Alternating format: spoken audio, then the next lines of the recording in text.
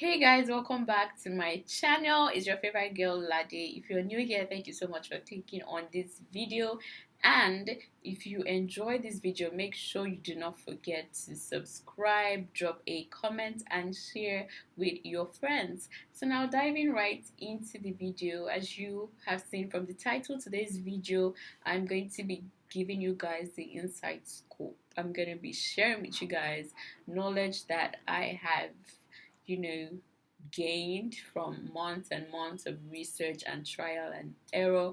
Today's video is different from the kind of videos you see on my channel, and that is because this is a highly requested video.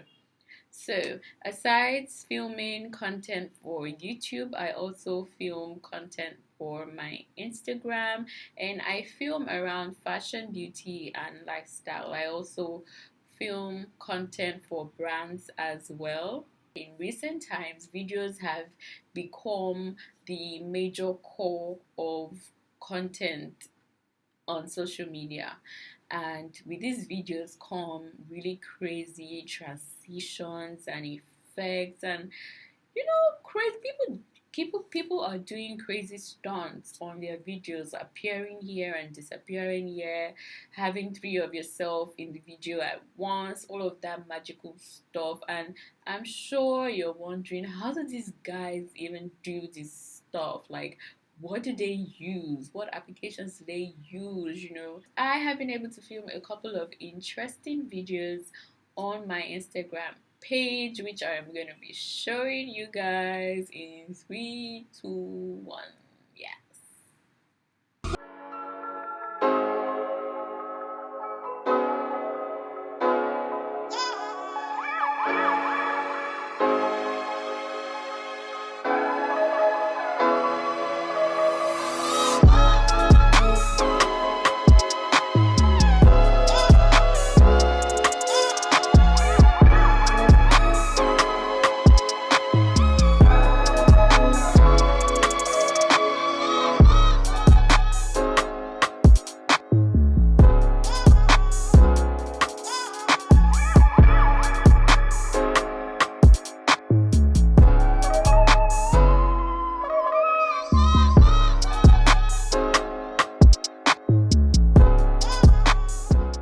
The four major apps that I use to edit my videos. So the first app is Inshot. Yes, I know Inshot. You probably heard about Inshot before. If you Google, video editing applications, you would most definitely see someone mention Inshot, and that's because Inshot is an amazing application, especially if you are a beginner in video editing. You should definitely start out with Inshot. So Inshot has a very nice user interface, everything, like a lot of the options that you have on the app are easy to find and use as well. So now, what features are in Inshot? So Inshot, of course, has the basic stuff that any video editing application should have, like trimming your videos, splitting your videos, merging videos together, adding sound, all of that good stuff. But I'm going to be sharing with you guys the major things that I use Inshot for when I use Inshot to edit. So first up is the crop option. Now, a lot of video editing applications, especially free applications, because Inshot is free to the best of my knowledge. I haven't paid for any pro version for Inshot. So on the free version, I can crop my videos. A lot of video editing apps, especially free versions, do not have this option. You probably have to zoom in on your video to be able to get rid of the parts of your video that you do not want to show.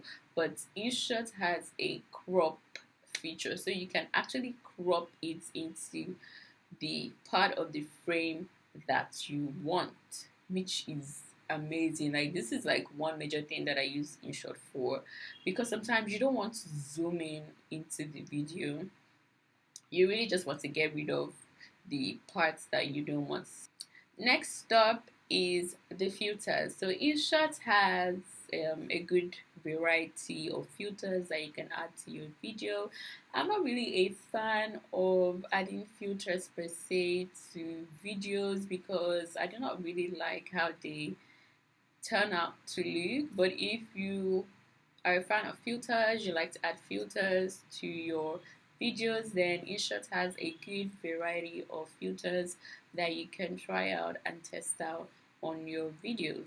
Another option that makes Inshot amazing is the effects. So although a lot of their effects are actually included in the pro version, they have a few effects that are available on the free version that you can try out. They have the glitch, they have the RGB, and some other few free effects that you can try as well, and add some life and some texture to your videos. Another thing that makes Inshot amazing is the fonts. Okay, they have a variety of fonts that you can use when you're adding text to your video, and you can also import your own fonts. So like if you have fonts already downloaded, you can actually download fonts online. There are several websites and pages where you can download fonts from. So if Inshot doesn't have the kind of fonts that you want, you can actually import your own font into the app and use it, which is great. Okay, if you're a beginner, you should definitely try out first with Inshot. Play around with it. Not all the features or things that you can do with an app is actually spelled out on the app. You actually have to maneuver your way around it to be able to get certain effects. So when you download the app, make sure you play around with it. Try every single option that you see there till you're able to derive the effects and the kind of look that you want.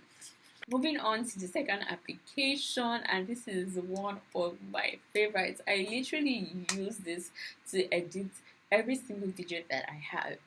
I mean, I may still end up taking the video through another app, but it definitely first passes through this app, and it is called Video Leap. Okay, if you've asked me before what application do you use to edit your videos, I probably told you Video Leap, because Video Leap literally just does everything. Like, you can do literally everything on Video Leap. This app is amazing, you guys. Like, that's my favorite app. Okay, Video Leap is amazing. So of course it has the basic features, trimming your videos, splitting your videos, merging videos together. Then with Video Leap, it goes a step further, especially with merging videos together.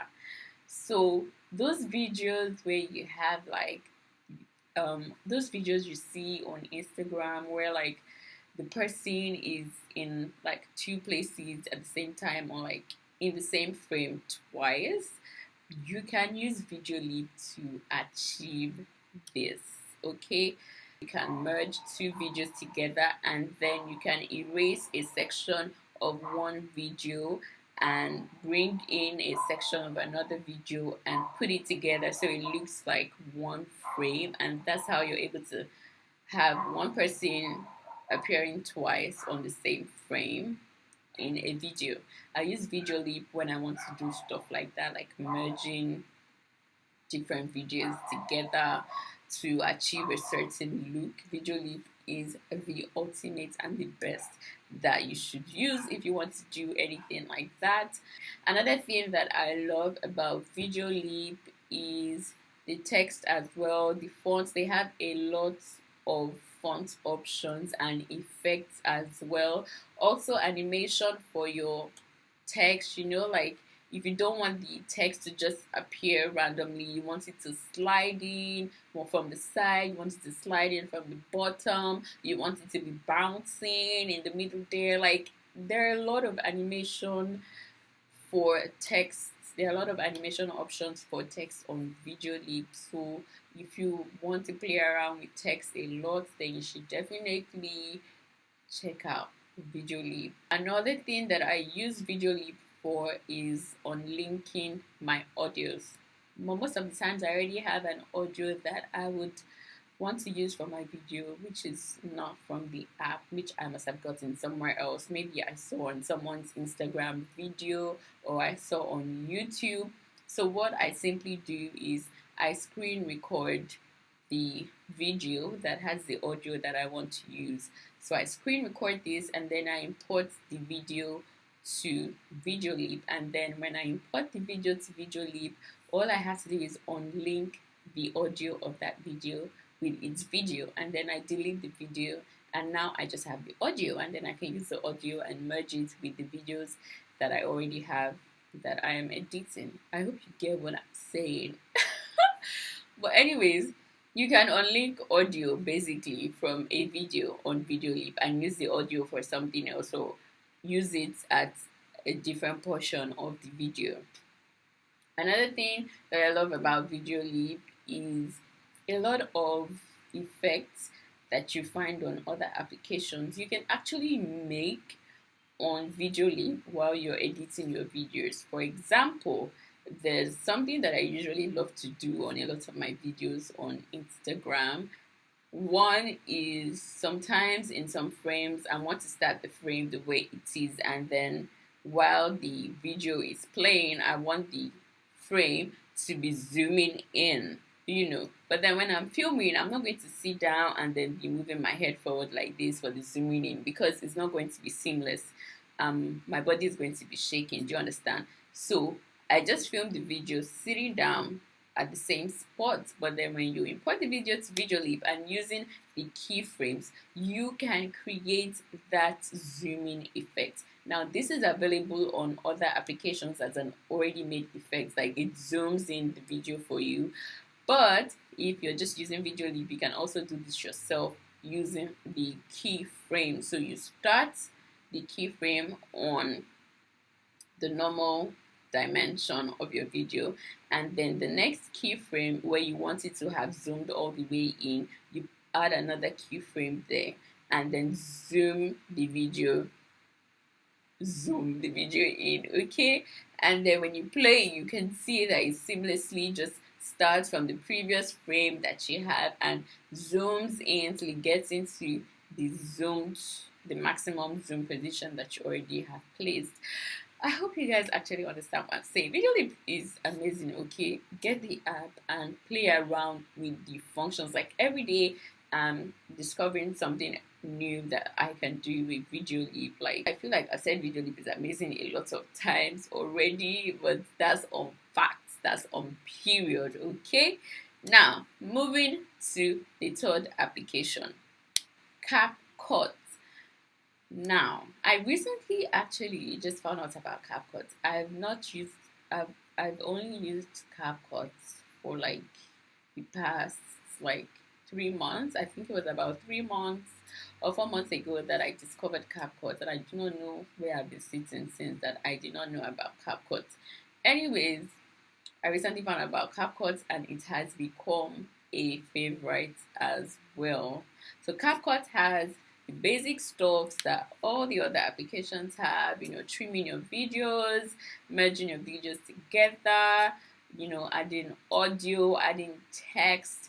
But what I majorly use CapCut for is first animation. So CapCut has animations that you can insert for every video clip.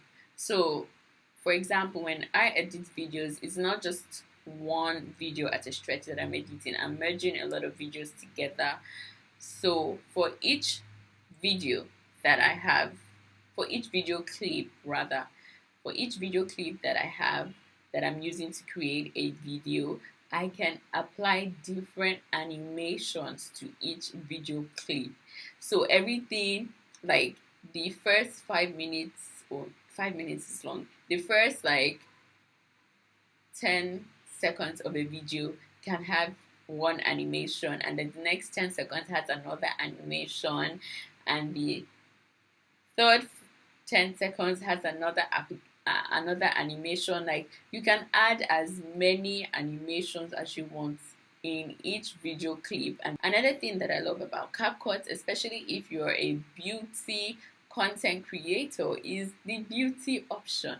This beauty option just helps to smoothing your face. It basically smoothens your face. So if you're a beauty content creator, you film like makeup tutorials, or you film hair tutorials, or anything majorly that has your face straight up in the camera, and you want to just have a nicer look, you just need to just use the beauty. If you really just need to just click on the beauty effect and use it and increase the intensity to how much you want it. I love this about this. So a lot of my beauty videos in recent times, I've been using the beauty feature on CapCut as well. It just gives you a nice fresh look, although your initial video should already be nice, because there's a limit to what the beauty option can do before you start looking really fake and over smooth. So I just increase the intensity a little bit, and that's that. Another thing that I love on CapCut is the removing of my background. This is like a major thing that I use CapCut for as well. When I first discovered it, I was looking for an app that I could use to remove the background of my videos, and that was how I found CapCut. And now I use it a lot, not every time, but I use it a lot of times when I'm not satisfied with how my background is looking in a video. And this option is actually like 98% effective, because there's a 2% chance that some parts of your body is going to be removed as well when it's removing the background. But a lot of the times it's really very, what's the English word, it's very it actually gets your frame right, so it doesn't crop out any parts of your body. It's only a few times that it crops out a part of your body, and in that way you're not going to be able to use it. But a lot of the times it actually just does a perfect job, and you can remove the background and add a background of your choice. If it's a color you just want to add, it has all the color options for you to select. And if you have a picture that you would like to use as your background, then you can also use that as well. This is what I majorly use CapCut for.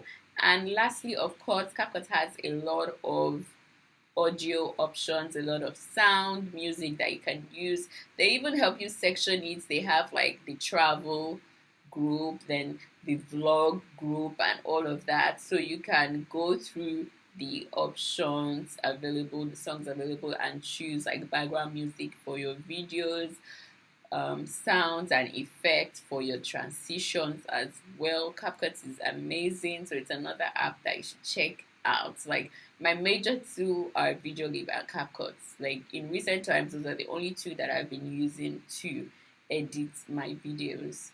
And now, last but not the least, this is a discovery that I am super grateful for, you guys.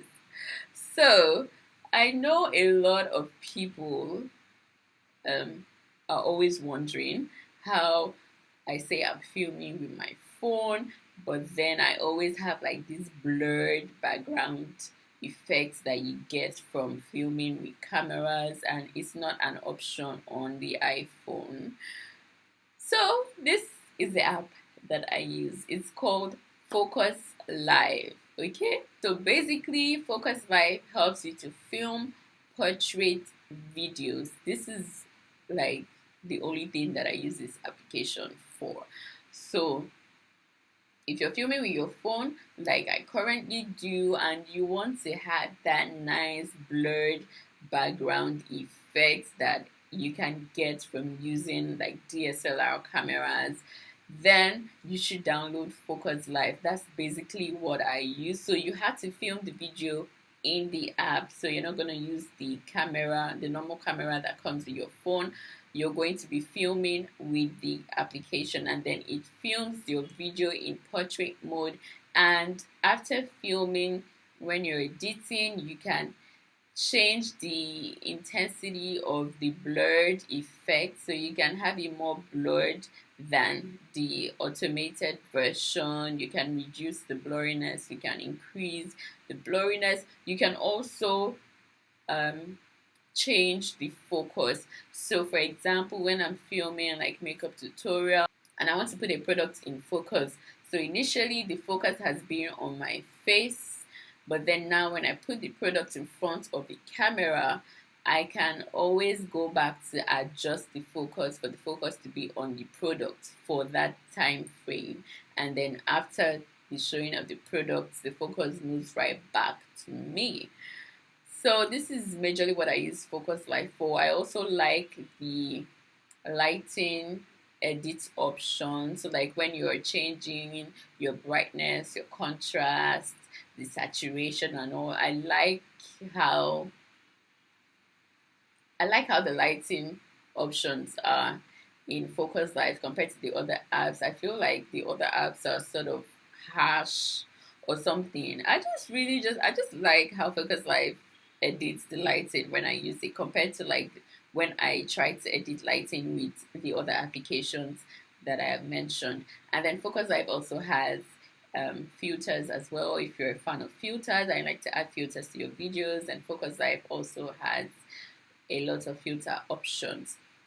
But the only downside to it is number one, if you want to finally download your videos in the highest resolution, which is 4K 60 FPS, then you need to pay for the pro version. So you cannot download your video at 4K 60 FPS if you do not have the pro version. So I paid for the pro version. I'm currently using the pro version, so I'm able to export my videos at 4K and maintain 100% quality. If you're not using the pro version, you can only export your videos up to 80% of the original quality. But if you have the paid version, then you can export up to 100% full quality, 4K. Everything is looking nice. The second downside to Focus Live, and the thing that annoys me the most, is the processing time. Okay, so when you're exporting your video, just go and sleep. I'm telling you, just go and sleep. Like, export your videos in the middle of the night when you're about to have your long 6-7 hours of sleep, because it literally takes that long to export a 5-minute video. So that is another downside to the Focus Live, which I feel is something that the owners of the app need to work on. It takes a lot of time to export your video. So exporting a 1-minute video can take up to 45 minutes, 1 hour. So imagine if I'm filming a video like this for YouTube that's like 20 minutes, 30 minutes. It's the whole of the night that I'm going to use export.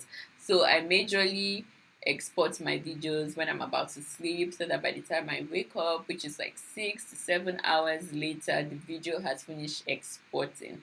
There was another time that I was exporting a 30 minutes plus video, and I woke up after sleeping for 6 hours or 7 hours, and this video hadn't finished exporting.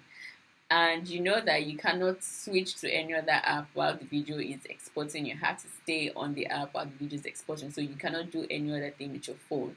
So this is very annoying, but having that portrait view on your video is worth the stress. So you make sure that you're not filming when you're tense for time and you have to publish the video immediately, because it takes a lot of time to export the final video. With these few points of mine, I hope I have been able to convince you that these applications are basically all you need to create amazing content, whether it be for Instagram or it's for TikTok or even here on YouTube. I use these applications to edit all of my videos. I film my videos with my iPhone. I use an iPhone 11 currently, and I edit everything on my iPhone, and they look amazing, if I do say so myself. Thank you. So basically, it's really not just about downloading the apps. You actually have to sit down and play around with it, study it, watch tutorials. There are a lot of tutorials on YouTube, on Instagram, on TikTok, on editing, and achieving a certain effect or a certain transition using all of the apps that I've mentioned in this video. You're not going to get a hang of it in one day. You're going to keep getting better in using the apps the more you use it. So don't expect to just import a video now and just get all the transitions back. No, that's not how it works. You have to take your time. You have to play around with it. Play around with all the options, all the options that you see on the application. And let me know if you found this video helpful, if you've heard of any of these apps before, if you use any of these apps, and if you also have a video editing app that you swear by and that I definitely need to check out, please drop them in the comment section as well so that I can check them out. Also, if you would like a video tutorial on how I use these applications in depth, like you want me to show you how I edit my videos or create certain transitions and all of that, do let me know in the comment section as well. I would absolutely love to film one of these for you guys. And now we've come to the end of this video. I feel like I've been talking for so long and my mouth is paining me. But yeah, thank you guys so much for watching this video. If you enjoyed it and you found this video helpful, useful, do not forget to give it a thumbs up, drop a comment, and share it with your friends.